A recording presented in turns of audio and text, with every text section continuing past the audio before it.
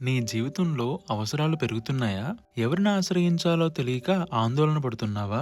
దేవుడు నిజంగా నా అవసరాలు తీరుస్తాడా అని ఎప్పుడైనా ఆలోచించావా? ఈ రోజు దేవుని వాక్యం ఒక గొప్ప సత్యాన్ని మనకు గుర్తు చేస్తోంది. జూన్ 21 అలసిన వానికి ఓరడించు మాటలు. బ్రదర్ భక్సింగ్ గారి మినిస్ట్రీ నుండి సేకరించిన డైలీ మెడిటేషన్ సమరీని ఈ రోజు కలిసి ధ్యానిద్దాం. మన ప్రభువైన తండ్రి దేవుని ప్రేమలోను రక్షకుడైన యేసుక్రీస్తు కృపలోను మీ అందరికీ శుభములు. ఈ రోజు వాక్యం ఫిలిప్పీయులకు రాసినటువంటి పత్రిక 4వ అధ్యాయము 19వ వచనం. కాగా దేవుడు తన ఐశ్వర్యము చొప్పున క్రీస్తు యేసునందు మహిమలో మీ ప్రతి అవసరమును తీర్చును. యెరూషలేము ప్రాకారాలను తిరిగి నిర్మిస్తున్న సమయంలో ఇశ్రాయేలీయులు అనేక కష్టాలు ఎదుర్కొన్నారు. కరువు వచ్చింది. కొందరు తమ భూములను ద్రాక్ష తోటలను కొదువు పెట్టాల్సి వచ్చింది. అయితే దేవుడు వారికి ఒక ముఖ్యమైన పాఠాన్ని నేర్పించాడు. అవసరాల్లో ఉన్నవారు ప్రార్థించడం నేర్చుకోవాలి.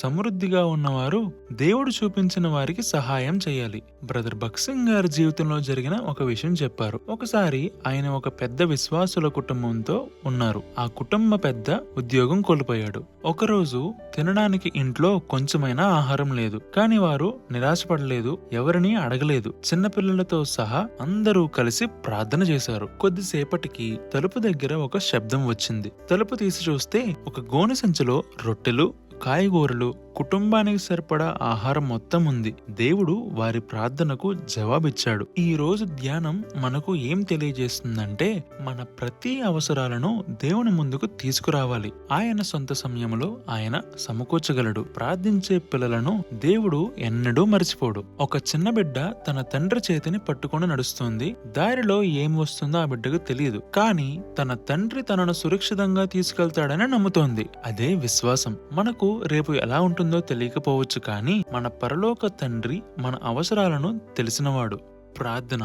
ప్రియమైన పరలోకపు తండ్రి, మా అవసరాలన్నింటినీ తెలిసిన దేవుడువైన మీకు వందనాలు. పరిస్థితులను చూసి భయపడకుండా మిమ్మల్ని నమ్మి ప్రార్థించుటకు మాకు విశ్వాసం దయచేయము. అవసర సమయాలలో మీపై ఆధారపడుట నేర్పుము. మా ప్రతి అవసరాన్ని మీ చిత్త ప్రకారం సమకూర్చుము. యేసుక్రీస్తు నామములోనే ప్రార్థిస్తున్నాము తండ్రి. ఆమెన్.